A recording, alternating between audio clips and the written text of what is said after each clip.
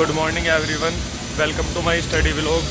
भाई मैं अपनी फर्स्ट मील लेने के बाद अब आ गया लाइब्रेरी। करते हैं अपना यूपीएससी वाला टारगेट स्टार्ट 8 घंटे वाला।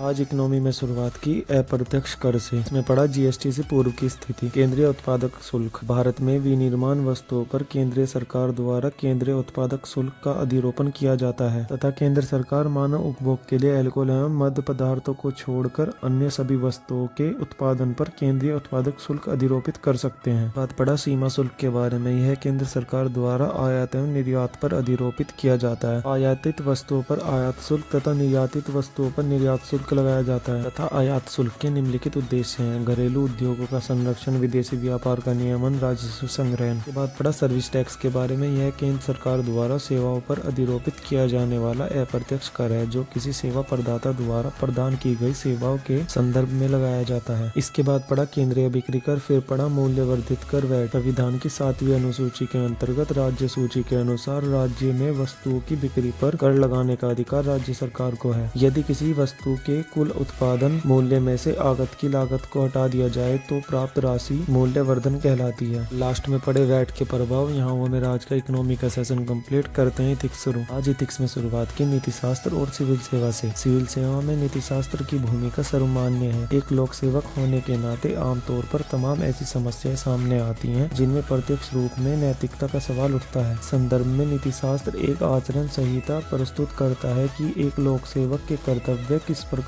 के होने चाहिए और नैतिकता सिविल सेवक को साहस, संयम और न्याय के लिए प्रेरित करती है। के बाद पढ़ा नीति शास्त्र और सद्गुण के बारे में। ये दोनों ही संप्रदाय किसी वर्ग, समुदाय अथवा समाज के लिए विशेष महत्व रखते हैं। उदाहरण के लिए किसी व्यक्ति में न्याय की भावना निहित होती है तो किसी में संयम या फिर किसी में साहस का मूल्य पाया जाता है। के बाद पढ़ा मानवीय क्रियाकलापों में नीति शास्त्र का सार तत्व। इसके अंदर पढ़ा ज्ञान का होना। सबसे पहले किसी भी कर्म या आचरण को मानवीय होने के लिए उसके प्रति ज्ञान का होना आवश्यक है। फिर पड़ा ऐच्छिकता का होना। ज्ञान के साथ साथ कर्म के प्रति ऐच्छिकता का होना आवश्यक है, यानी कोई भी कर्म या आचरण के प्रति इच्छा का भाव अवश्य होना चाहिए। लास्ट में पड़ा संकल्प स्वायत्तता। स्वामी विवेकानंद का मत। यहाँ हुआ मेरा आज का इथिक्स का सेशन कंप्लीट। करते हैं पर्यावरण शुरू।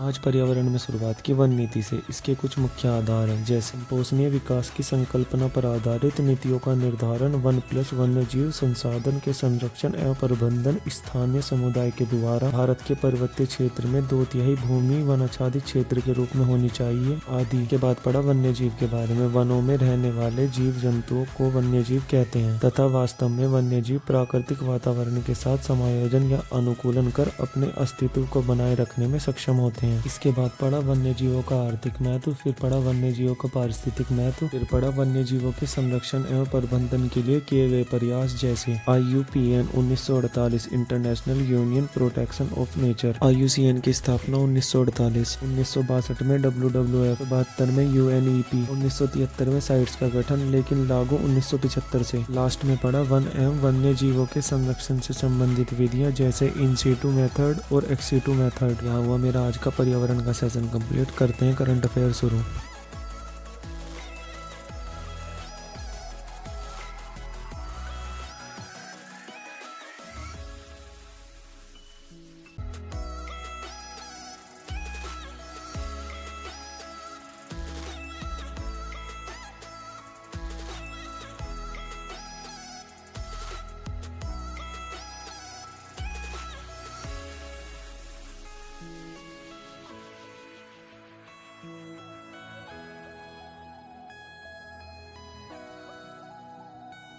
भाई आज का अपना टारगेट हो गया कंप्लीट यूपीएससी वाला।